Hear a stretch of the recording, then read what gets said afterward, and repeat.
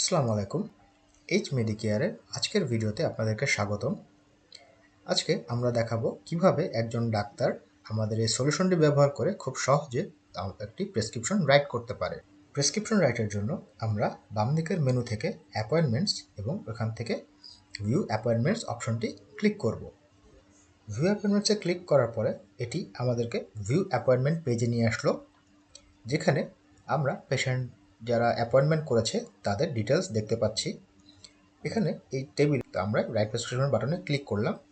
Right prescription বাটনটি click করলে এটি প্রেসক্রিপশন ফর্মটি ওপেন করবে, যেখানে সিলেক্টেড পেশেন্টের নাম, ফোন নাম্বার, ডাক্তারের নামটি প্রিফিল হয়ে থাকবে। এখন এই ডাক্তার এই ফর্মের নিচে ডায়াগনোসিস, মেডিকেশন, এডিশনাল অ্যাডভাইস এবং ফলো আপ ডেট অ্যাড করে প্রেসক্রিপশনটি ফিল আপ করতে পারে। তো আমি আপনাদেরকে কিছু ডামি ইনফরমেশন দিয়ে দেখাচ্ছি আপনার প্রেসক্রিপশনটা কিভাবে ফিল আপ করবেন।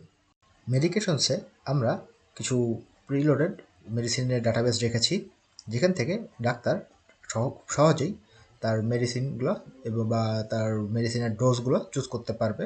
প্রেসক্রিপশনটিতে ডাক্তার রোগীর প্রয়োজন অনুযায়ী মাল্টিপল মেডিসিনস সাজেস্ট করতে পারবে।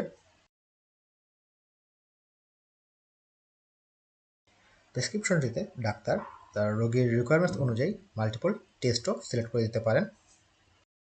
প্রপার টেস্ট ও মেডিকেশনের পর রোগী আবার কবে ডাক্তার সাথে ফলো আপ করবে সেটাও এখানে সিলেক্ট করে দেওয়া যাবে।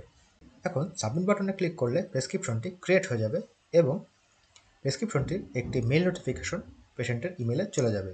পাশাপাশি ডাক্তার বা আপনি চাইলে এই প্রেসক্রিপশনটির একটি পিডিএফ ভার্সন ডাউনলোড করে আপনার প্রিন্ট করে নিতে পারেন। আপনারা চাইলে প্রেসক্রিপশনগুলো আপনার ড্যাশবোর্ডের মাধ্যমেও দেখতে পারেন। তো এই জন্য আপনার ড্যাশবোর্ডের বাম দিকের মেনু থেকে প্রেসক্রিপশনে ক্লিক করুন।